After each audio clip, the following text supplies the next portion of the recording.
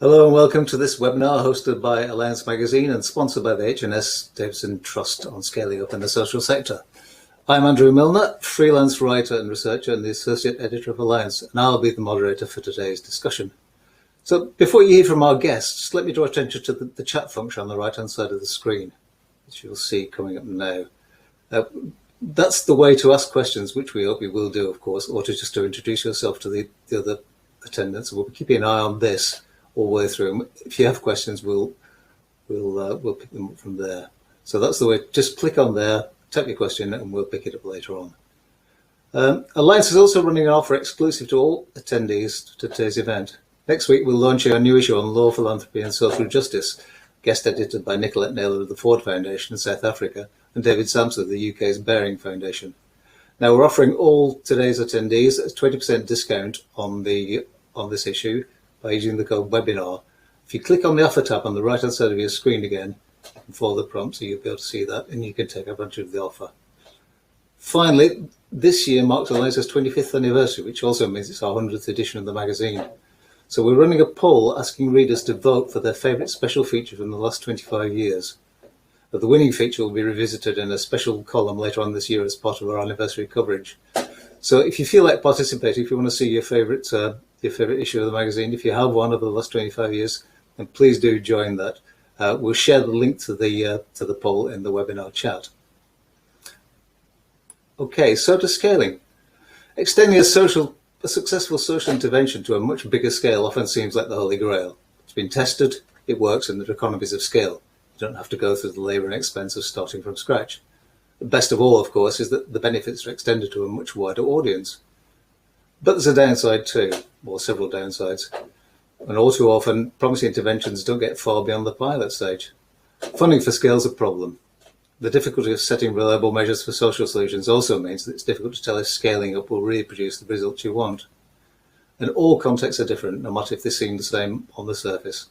So there's no guarantee that transferring innovation from one set of circumstances to another is going to work.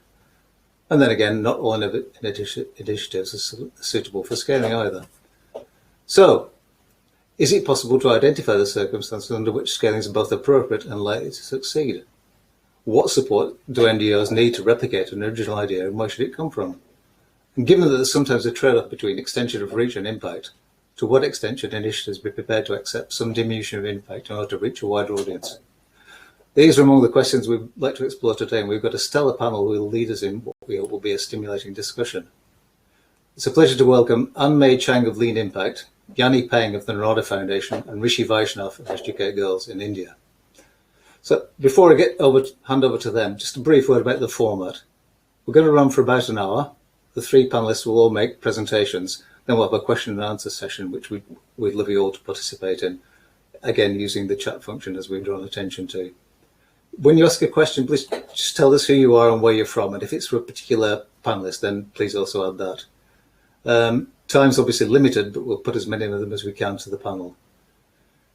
We're also going to be asking you two poll questions, the first of which I'll ask in a minute. Again, the function on the right-hand side of your screen has got a box mock poll, so you can ask that. You can join by clicking on that. So I'm going to ask the first question now, and ask the second one when we've heard from the panelists. So here's the first poll question. So Roland Cohen believes that the combination of unpredictable funding and lack of investment capital has prevented almost all charitable organisations from realising their potential effectiveness and scale. Do you agree that this is the key inhibiting factor? So I'll just give you a moment. If you click on the poll, you can answer yes or no to that. I'll just give you a moment to check that out.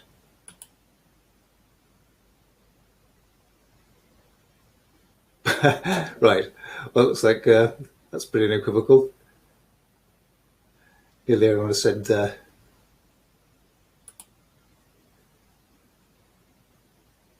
okay.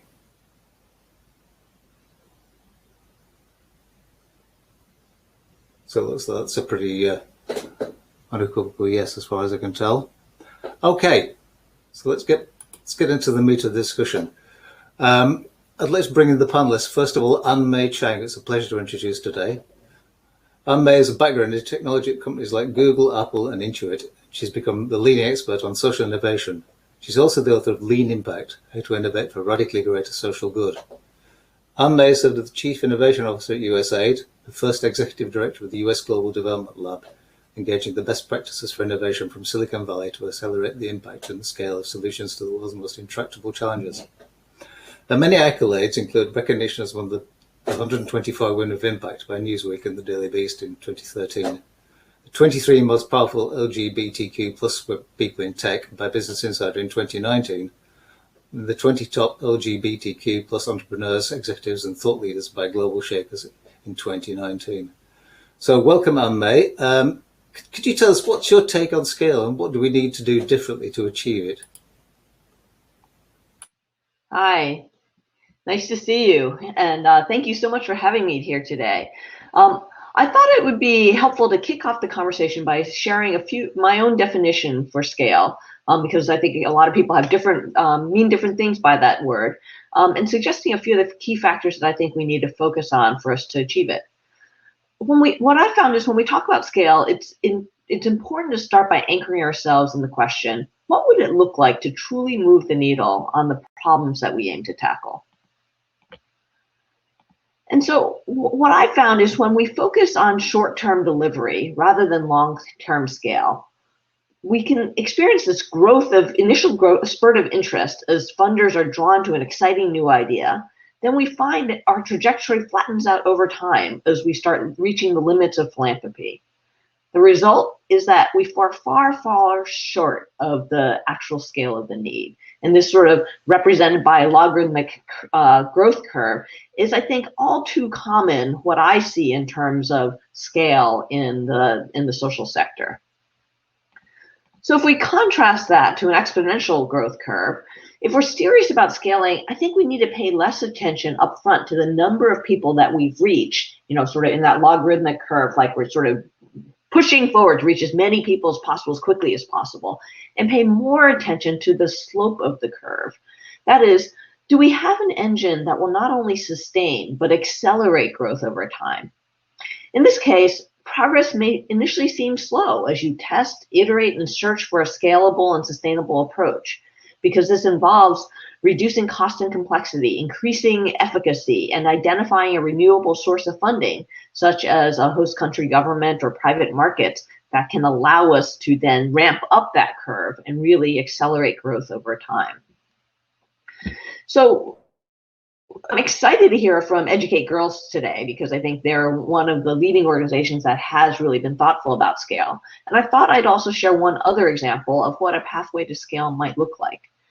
Vision Spring is a social enterprise that decided to focus on a 700-year-old invention that could improve productivity and learning potential, and that's simply eyeglasses. And yet, despite eyeglasses having been around for 700 years, an estimated 2.5 billion with a B people need but don't have corrective eyeglasses. I think we need to remember that innovation doesn't always have to involve something that's new or sexy. So Vision Spring started, like many nonprofits do, by distributing glasses to what they call a network of vision entrepreneurs. They're providing direct service, and they achieved inspiring results, but quickly realized that they were losing money with every pair of glasses that they were distributing, and they were doing good deeds, but they weren't moving the needle on the overall problem. So in their first pivot, they switched to a hub and spoke model, where they used higher end sales in more urban areas to cross-subsidize outreach to poorer, more rural areas. This allowed them to become sustainable financially, one of the keys to scale through a market-based approach and cross-subsidization. But then they realized it was going to take decades to build the infrastructure necessary to provide these kinds of services around the world. So in their second pivot, they sought to leverage existing networks, such as a large nonprofit called BRAC in Bangladesh. And by selling through BRAC's network of community healthcare workers, they've been able to distribute over 1 million pairs of glasses, and through hundreds of other partnerships around the world, a total of almost 7 million. And so many would consider this a great success and call it scale, because after all, being able to reach 7 million people with a life-changing intervention is really impressive. But yet it still only represents a tiny fraction of the need, because 7 million is a tiny fraction of that 2.5 billion. So in their most recent third pivot, they've established something called the Alliance, a public-private partnership that brings together companies, nonprofits, and governments to address the systems issues behind the market and policy failures that have led to the situation. And for example, an early success has been an MOU they signed with the government of Liberia to integrate vision screening into the public school and public health systems. And so you can imagine that as they start looking at this as a systems issue and reforming markets, reforming governments, that they can start accelerating that growth to the 2.5 billion people in need. And so if we care about scale, we need to hold on to our solutions more lightly and look to the data to figure out what's most effective. There's a tendency for us to focus on absolute numbers in the early stages. How many people have we reached? How much money have we raised? I call these vanity metrics because they sound great, but they don't actually tell us about whether we really made a difference. Instead, I'd argue that the metrics that matter, especially in those early stages, are typically unit metrics. That is, for every 100 people you reach, what was the adoption rate, the persistence rate, the success rate, and the unit costs? When we test and optimize for these unit level drivers of success across value growth and impact, they'll pay dividends over time. And to do so, we need to take smaller steps that allow us to learn more quickly, then scale up only as we gain confidence through the results. Think of a lightweight experiment as the earliest step towards rolling out a full solution. At each step, our goal should be to spend the least amount of time and money necessary to learn more, reduce our risk, and if necessary, recognize when we're heading down the wrong path. As we eliminate those most basic risks, then we can stair-step our way up to delivering something more comprehensive to more people. The goal is that if we're going to fail, we want to fail as small as possible. And ironically, it's by scaling too fast that often prevents us from really scaling to the extent that we need over time. So I'm going to end there, but looking forward to the discussion and to everyone's questions. Thanks very much, Anne-May, and thanks for reminding us about the idea of vanity measures, and it's important what you do measure, and also the need to sort of test your steps, as it were, as you go along, rather than sort of making a giant leap. That's great. Thank you very much. Now I'd like to bring in Yanni Peng from the Narada Foundation in China. Yanni's got over 20 years of experience in the field of non-for-profit management, social enterprise and social investment, and public services to vulnerable groups. So she's CEO of the Narada Foundation, a leading grant-making foundation in Beijing. As Executive Director of United in Diversity China Fund from 2011 to 2012, she successfully brought Theory U, a tri-sector leadership program from MIT to China. As Assistant Director of Social Development at the British Council between 2003 and 2011, she led the design and delivery of the Skills for Social Entrepreneurs project, which is a flagship project in social enterprise and social innovation, which has successfully promoted the concept and practice of social enterprise in China. Welcome, Yanni. It's been a while since we saw each other, but I'm glad to hear from you today. Narada Foundation has been involved in the development of what's calling the effective philanthropy multiplier. Can you tell us a little bit more about why that mechanism was necessary in China and how it works and what it does? Okay. Thank you. Thanks, Andrew. Thank you for having me to share Narada Foundation's learning about building the infrastructure for scaling in China. So maybe talk about the three figures. This is why we built the infrastructure. The 7.3 million is the number of the adults with intellectual and developmental disabilities in China. But only 1.6% of these people can have access to the services such as daycare centers and group homes. And the 0.02% is the services provided by the largest NGO called Huilin to people with IDD in China. So we can see that there's a huge gap between the supply and the needs. And this is why we need to build infrastructure for scaling up the services to the people who need them. And when we initiate this platform in 2016, actually we see there are three gaps. The one is between one. I think the one that is the at upstream. So at the upstream, we look at the product, the effective solutions to social problems. At that time, we can see that there are a pipeline of good product, effective philanthropy solutions. But these solutions, these NGOs, these organizations, they lack of capacity and network and resources to scale up their services. And when we look at the downstream, there are a lot of new NGOs being setting up. So at that time, there are around 800,000 NGOs in China. And the majority of them are newly set up during the past 10 years. And the new NGOs set up at county level, they are very keen to provide services, they're very keen to do things to meet local needs, but they lack the know-how of how to run projects, how to design projects to serve the local needs. And also when we look at the resources, the resource side, because the Chinese government started to procure services from NGOs since 2015, there are bigger and bigger government department budget spending in this, and also more and more corporates start their CSR budget to do things, but they also have difficulty in identifying good projects. So we decided to design this platform to join these three parts together, so we can join the supply with the needs. And for the EPM, firstly, we built a product platform. We select the best products from across the country. So during the 4 or 5 years, we select hundreds of projects, and we use a very strict process projects, and we do the due diligence and all these interviews with these projects. And when this good project was selected to this platform, we will do capacity building, and also we provide small size of grant to support their scale up, and also we plug them into our network to other NGOs, to other funders, and to other players in this sector. And for the downstream, I think this is a very unique point of this EPM.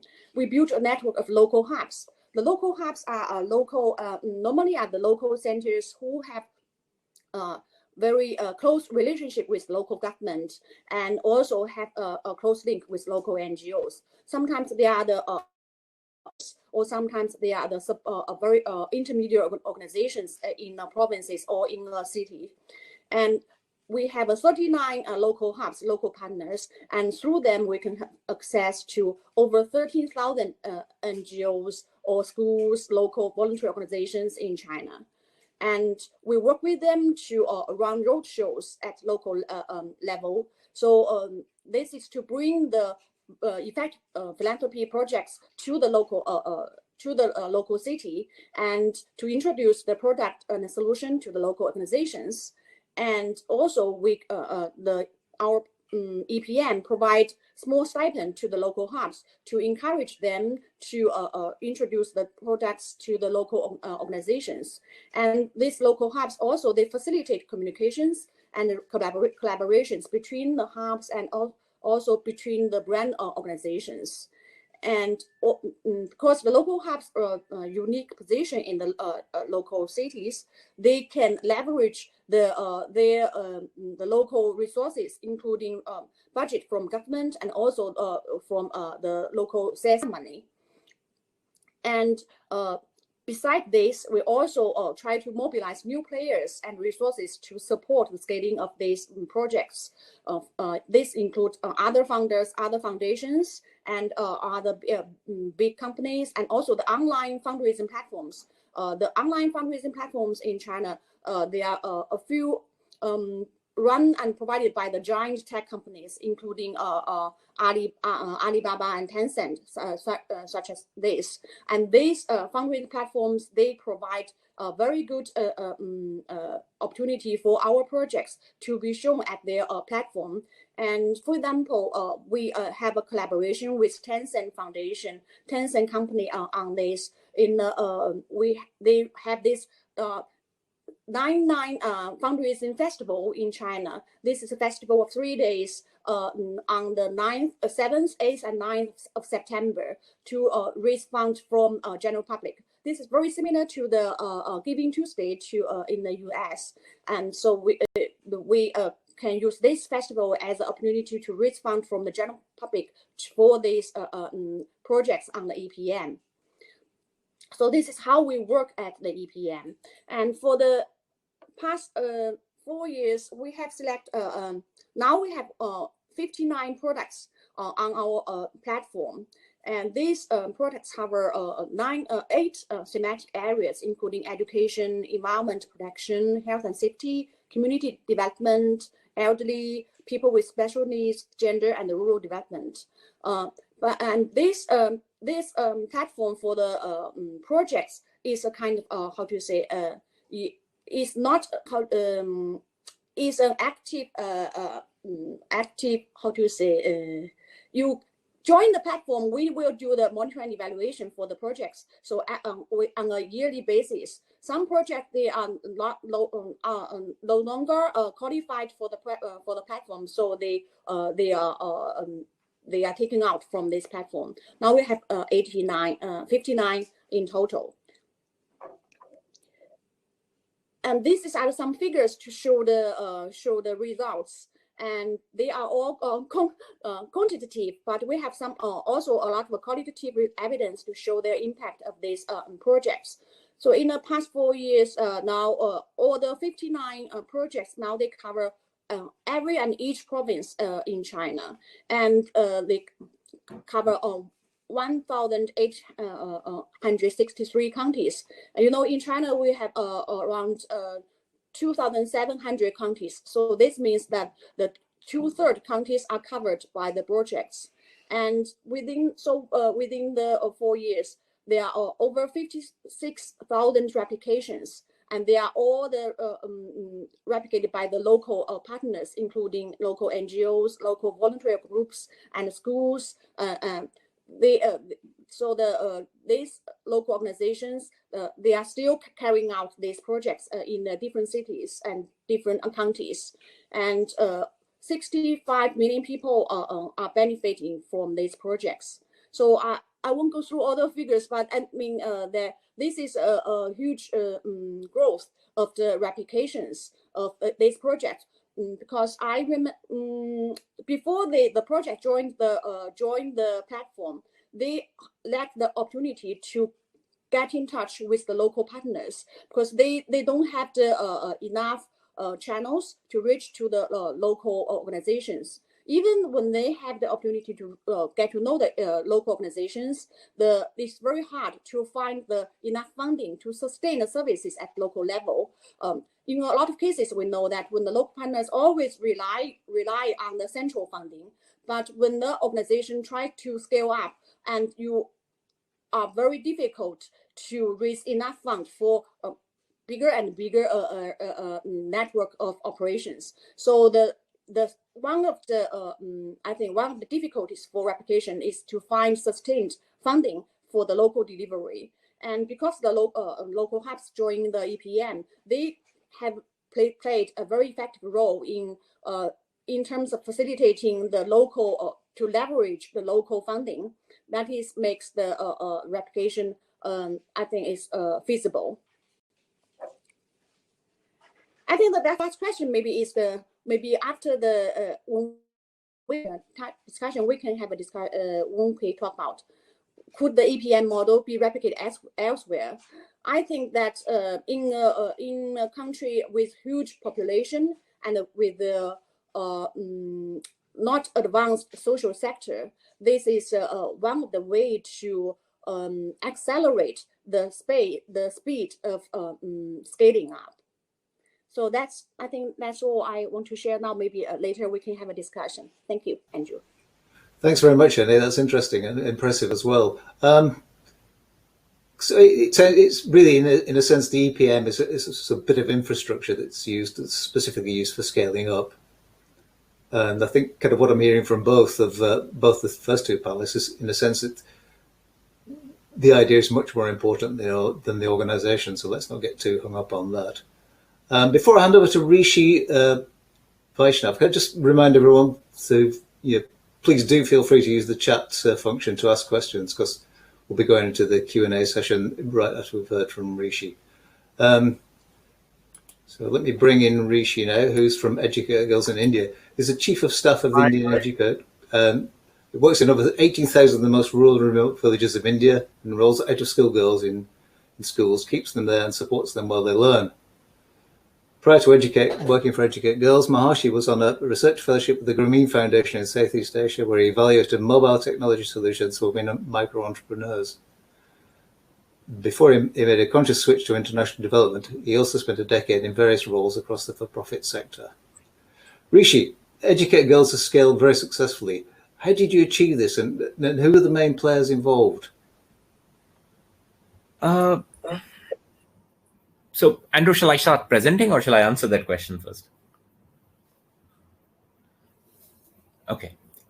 So, as the name suggests, Educate Girls, we identify girls who are out of school, we get them to school, we ensure that they stay in school because absenteeism and dropouts are fairly rampant across the rural public education system. And then once they have kind of stabilized in school, we would focus on improving their learning outcomes and improving their life skills, specifically for the older girls. So, our organization is a little over a decade. We are 13 years now into existence. The first 5 years went into getting the concept off the ground, where the founder basically started out with a small pilot in 50 villages, demonstrated the result. The government said, okay, fine, you're doing great at 50 villages. Now show us a proof at a 500 village level, and so on and so forth. So, the first 5 years went into kind of trying to provide a proof of concept to the government, because government is a key partner for us. We only operate in the public school system in very rural, very remote, very, very underserved geographies of India. The reason why we do this is because India has something called as the Right to Education Act. Now, Right to Education Act basically guarantees a school in every village. And that's the infrastructure that we wish to leverage. So I will take you through a very, very brief slide deck, and then I'm happy to answer questions. So it's 2021. India is one of the fastest growing economies in the world. So why do we need an organization like Educate Girls? Because the female literacy in India is at 64%. There are 4 million girls who are out of school. In the geographies where we operate in, 67% of girls are child brides. And 76% of women and girls, of 100% of people who are trafficked in India, 76% are girls and women. So this essentially demonstrates of all people who are trafficked in India, 76% are women and girls. So this essentially demonstrates a dire need for getting girls and women educated. So that's why an organization like Educate Girls kind of exists. So given the scale of the problem that I just demonstrated, 200 million girls who are illiterate, 64% female literacy versus 85% male literacy, etc. What does it take to bring a girl from here, a girl who's Reena, who's dropped out of school because of family circumstances, into school, where she's studying well, she's caught up with her class, she's confident, and she's able to, participate in daily school activities, etc. So in our experience, it takes a village to enroll the girl. So this is a very quick snapshot of our model.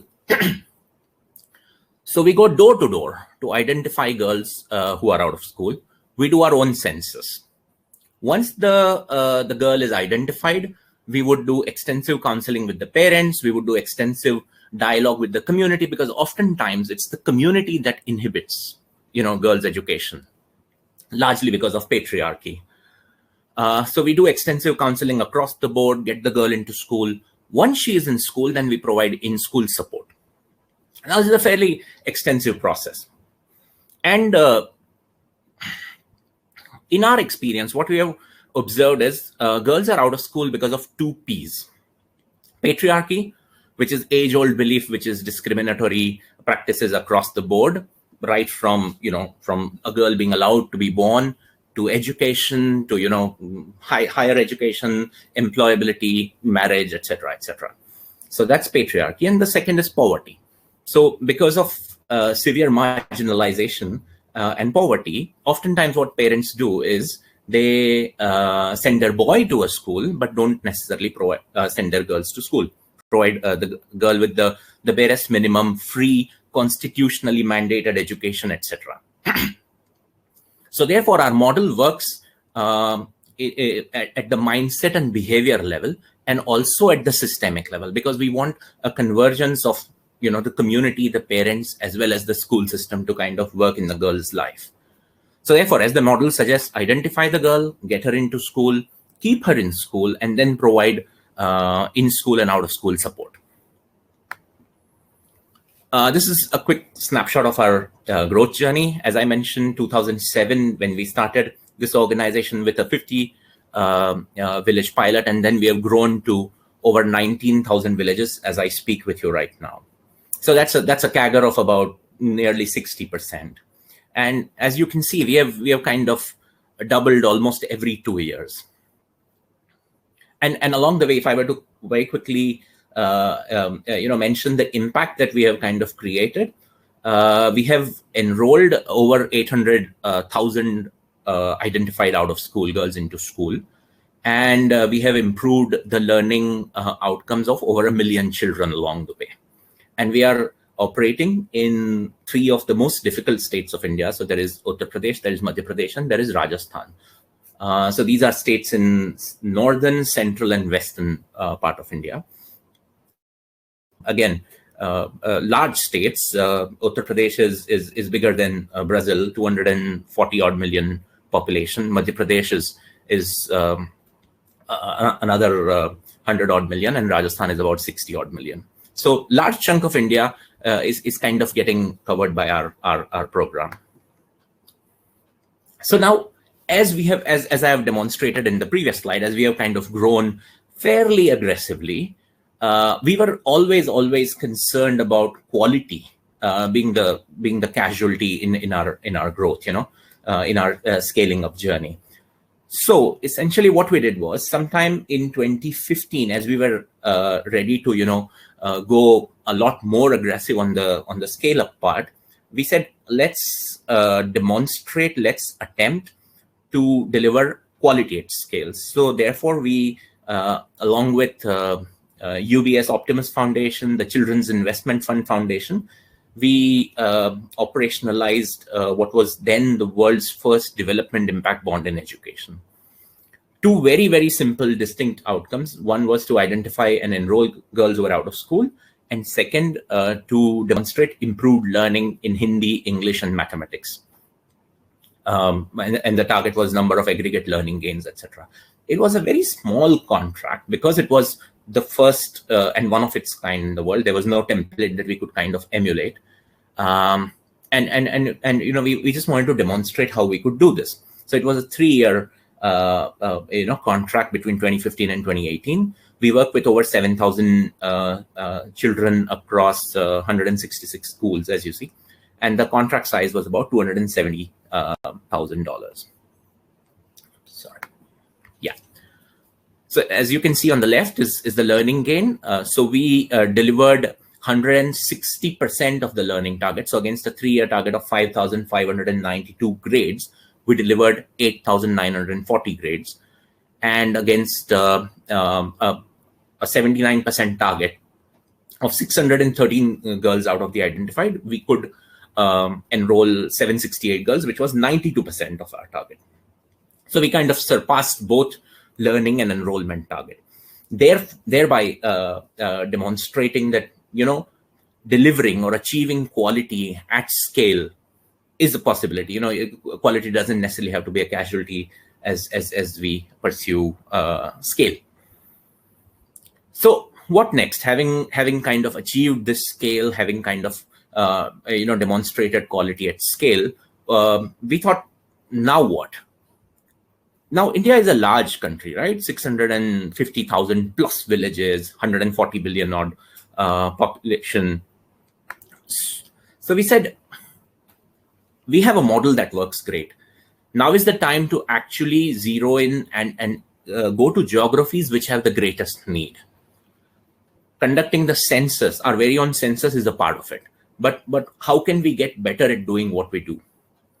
So we leaned into our technology and analytics partner, ID Insight, and along with them we created an algorithm which essentially helps us identify villages in the states where we operate with higher than normal propensity for girl child exclusion and girls being denied formal education, etc.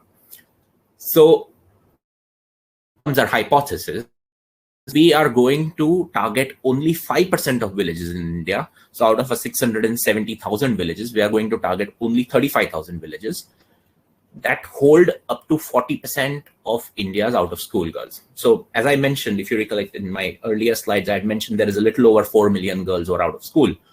So we are targeting 1.56 million girls in just 5% of these villages. So 35,000 villages, 1.5 million out of school girls. And again, these villages are concentrated across the states that we are operational in, plus we have to venture into one more state in India. So there is Uttar Pradesh, there is Madhya Pradesh, there is Rajasthan, and then Bihar is the fourth state that we are going to target. So this data-driven approach basically helps us, do precision targeting instead of the carpet bombing that we used to do before 2019. This has kind of helped us pivot from a 100% saturation model to a hotspots or high incidence rate villages only, with the highest concentration of out-of-school girls. This, in a way, helps us expedite impact, optimize resources, and obviously, get us operational efficiencies. So if I were to kind of very quickly, demonstrate this, this is map of India, the 4 states where we are operational in. And as you can see, thanks largely to the advanced analytics that we are deploying, we are able to now identify villages, from less than 20 out of school girls to 50 plus out of school girls. So obviously we'll be, when we operationalize a district, we would target villages which have the highest out of school girls. So our 5-year goals, as I mentioned, since 2019, we have been doing this analytics-based scaling up.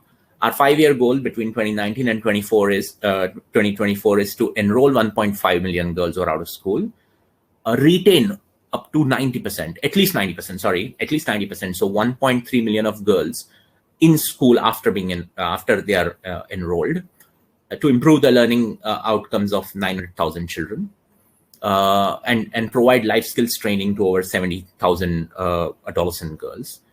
And at the same time, parallelly, we would also work on school governance and infrastructure across all the schools that we would be operational in. That's 40,000 schools. And over a 5-year period, our total budget would be over 100 million. That's 108 million budget is what we are working on. So very quickly, this is the story of our scaling up and, how we have kind of grown over the last 13 years and how we have kind of switched gears along the way.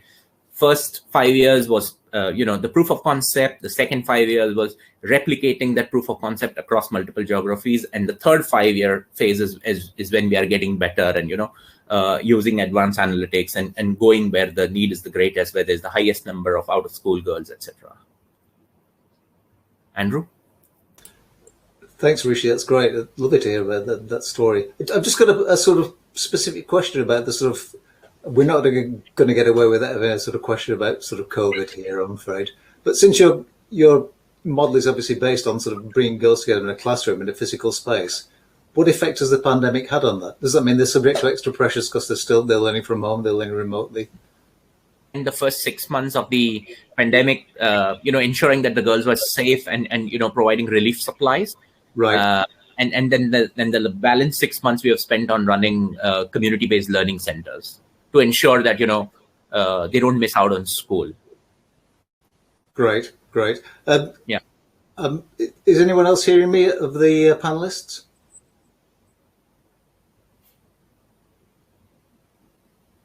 Doesn't sound like it. Can we? So, Rishi, I've got another question about the development impact bond. Obviously, the sort of payments. I'm May. Hi. Hi, I can hear you. Yeah, great.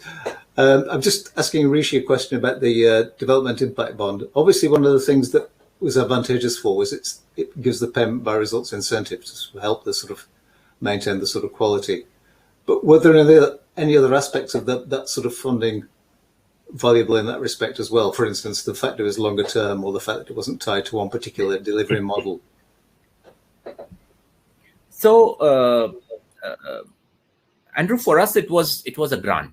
All right, UBS Optimus kind of gave us upfront money, unrestricted money, which we could deploy the way we seemed appropriate, without necessarily getting into line item based budget, etc., etc. So for us, it was a grant. What it did was, because we weren't as an organization accustomed to delivering to outcomes, so we had to kind of change ourselves. So it kind of radically altered the DNA of the system, where pre-2015 we were a very activities focused organization. From that to being an activities agnostic organization and focus solely on outcomes, we had to go through an unlearning and a learning exercise, right from the senior management at the top to the field coordinator at the village level. So we had to do a lot of unlearning and then relearning of new things. How do you focus purely on outcomes? How do you become activities agnostic? How does the budgeting work that way? Not being input driven, activities driven, to purely outcomes driven, etc. So inadvertently, we kind of became an outcomes focused organization. So even now, as we speak, the community based learning has happened purely because the outcome is to improve the learning, literacy and numeracy levels of children. The focus isn't on running or delivering curriculum in the classroom. Had that been the focus, then we would have waited for the schools to reopen. But because we have kind of shifted our perspective, and we are focusing solely on outcomes, we said, okay, fine, schools are unlikely to open. Let's identify community centers across villages where we operate, maintain basic social distancing, hygiene, etc. But let's deliver the curriculum in the villages, because these are the kids who are the most marginalized, who don't have access to digital devices and online learning and things like that. So therefore, let's do it the old school way, outside of school. And if I could jump in here, I think the currents of Educate Girls is what I shared about focusing on the metrics that matter, right? That essentially the development impact bond forced Educate Girls to really look at those key unit metrics of that, that drive overall cost effectiveness, because that's how you're successful at a development impact bond, is you have to reduce your costs and increase your effectiveness in order to kind of achieve the goals. And so development impact bonds and other outcomes-based payments help focus organizations on those unit metrics that matter, rather than traditional grants, which have you focus on just the number of people you touch without regard for how much it costs to reach each person or how much effect you're having on each person. Yeah. And so I think it's a really good way to align incentives. That said, I would also suggest that development impact bonds are incredibly complicated. There haven't been them because there's a lot of overhead, there's a lot of complication to them. So we don't need to go as far as a development impact bond in order to create those right incentives. I think we can, even in a normal and better incentives, to encourage organizations to track, to gather the kinds of data that Educate Girls started to gather because of the development impact bond, and encourage improvements in some of these unit level metrics without having to necessarily structure it as a development impact bond. So don't feel like you have to use that one mechanism in order to get that result. But I think the result really speaks for itself in terms of progress that was made during the development impact bond as a result of changing systems to collect the right data and to focus on those real key unit drivers. And then that really sets you up that as you scale, if you're more cost effective, any pathway to scale is going to be far easier if you're dramatically more cost effective. Great, thanks to both. I've got a question that's come in from one of the audience, from Hugh Davidson of the Davidson Trust, who are the sponsors. the question is this: there seem to be many successful initiatives around the world, often run by small organizations, but few ever seem to get to scale. So what are the main barriers to scaling through other sort of bigger organizations? In other words, kind of, if you like, piggybacking on a bigger organization. Is that a good way ahead, do you think? Any ideas from both of you? Why doesn't that work? Are you saying why bigger organizations don't scale? Why don't small organizations partner up with bigger organizations? I think seems to be the sense of the question. What are the challenges there? Why doesn't that happen more often? It's a great question. I'm getting some echo from somewhere. It's a great question. I'm actually speaking on a panel in just like 2 or 3 hours on this topic exactly. There was an SSIR piece by Kevin Starr recently that was talking about, like, you know, why aren't large NGOs, the innovations that are coming out from some of these social entrepreneurs. So come join us for that panel if you're interested. The link is in my Twitter feed if you want to find it. I don't have it on hand right now. I think there's it's a very complex issue, but I think a lot of it comes down to funding. Large NGOs are generally running programs where they are encouraged to deliver, some, sort of intervention to some number of people in order to fulfill a grant that they receive. That's a large part of the driver for these large NGOs. As a result, the way they win those grants is by some unique value add that they have. And so it's very difficult for large NGOs who are working in that system to adopt an innovation from a third party, because then it's not their own unique value add. And it also means that then less of the money goes to them, and that's essentially their business model that keeps the doors open. And so I think that need to, it's certainly possible. We've seen that, like the example I gave of Vision Spring working with BRAC is a perfect example of a social entrepreneur, a social enterprise working with a large NGO to actually dramatically increase distribution. And that's something we should see more of. But BRAC is unique in that they don't take as much institutional funding. They're not as dependent on these large grants as most of the large INGOs. And so in order for us to see more of this, I think we both need to encourage the large INGOs to stretch themselves to do this, but we also need the funders to really encourage it as well, because the incentives for how you win proposals, again, if they are more oriented tools, I think in many cases we'll find that working with some of these new innovations coming out of social entrepreneurs are the best way to get there. But that's not the incentive system that these organizations work under. Great, thanks, Anbei. Noticed that somebody's posted in the chat that a link to the article you just mentioned from SSIR. So that's there if anyone wants to check it out. I've got a question here from Jim Riker. How do you design scaling process with serendipity in mind? That's to say, how do you position your efforts to expect the unexpected and gain valuable perspectives and relationships that enable a significant shift in scale? It gives the initiative a grant from the Ukrainian Bank. I'm not sure if Yanni Peng is still with us. Yanni, would you like to take that if you are?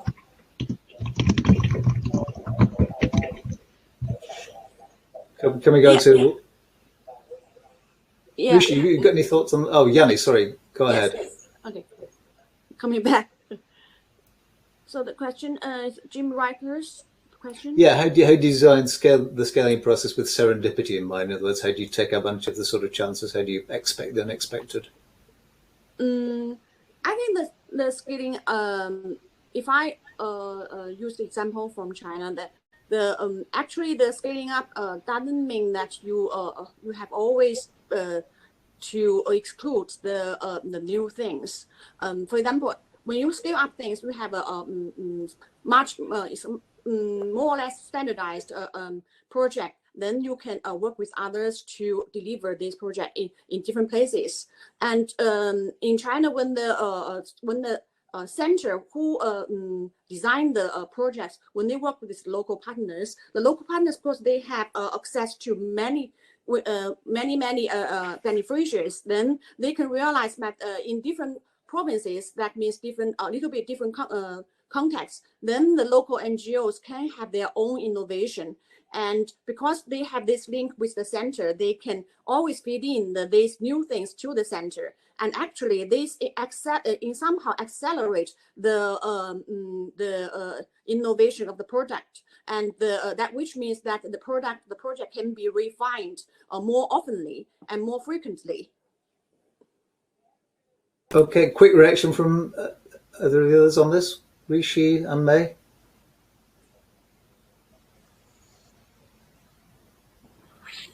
Anything to add? Yeah, no. So, Serendipity.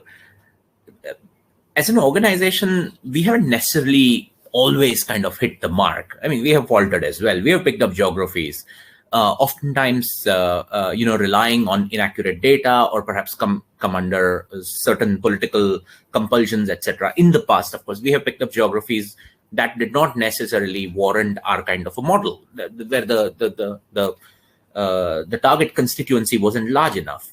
So we have failed as well, and we kind of we have come to find the balance. So if 90% of our scaling up has been to geographies with the greatest need for the target constituency, which requires our kind of an intervention, where there are no other civil society organizations, etc., then we are fine. We'll do our best in that 90%. We'll leave room for 5 to 10% of geographies where we may end up purely because of any other serendipitous reasons, etc.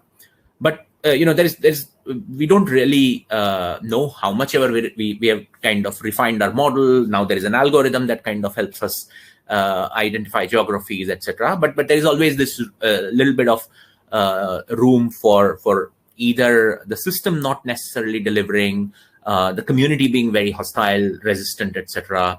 For some other aspect that doesn't go our way. So I think we have kind of learned to live with it. Okay, I'm sorry, I'm going to have to wrap this up there. We're almost out of time, thanks to the sort of technical glitches which sort of robbed us a bit of our time. Could I have any last words from any of you, the panelists, very quickly? Very last reflections before I close this out? So sorry, I saw a comment about small is beautiful, and that's a great comment there. And why should we scale up? I mean, what's the need for it? So in our case, I think we don't really have a choice. By the way, India has universalized primary education. All right, 97-98% of kids are in school. 1-2% in a country of 140 billion doesn't really or shouldn't matter, but it does matter to us. It really matters to us because just because you are a girl child, just because of your gender, you shouldn't necessarily be denied a constitutionally provided right to free education. And we want to ensure that 4 million is a significant number. We want to ensure that we reach out as many of these girls as possible. So in our case, unfortunately, we have to scale aggressively, ensure that within one generation's time frame of about 10 years, we get as many of these 4 million girls into school as possible. Crap. So I'm going to cut you off here, everyone. I noticed Anne May's made a nice comment too about the small is beautiful in the chat. She's also posted a link to the webinar she mentioned, the panel she mentioned in a couple of hours. So do pick those up if you'd like to. Just let me say thanks to everyone, and thank you for bearing with us through very difficult circumstances today. We hope you've enjoyed the discussion anyway, and we'll take something away from it. Don't forget to subscribe if you haven't subscribed to the special offer of the next month's edition of the Alliance using the Office tab. Thanks to everyone involved. Thanks especially to the panelists who've given up their time and given us their valuable expertise and experience. And I'm aware that we're all working across time zones. It's not always easy, so thanks for making that jump. Thanks to our sponsors, H&S Davidson Trust, for their generous support. And thanks to my colleagues at Alliance, especially Amy McGoldrick, who's been coordinating this whole thing and has been sort of pressing the buttons and pushing the levers. Thanks to everyone, and goodbye. We'll hope to see you again. The next edition of an Alliance webinar will be in a few weeks' time.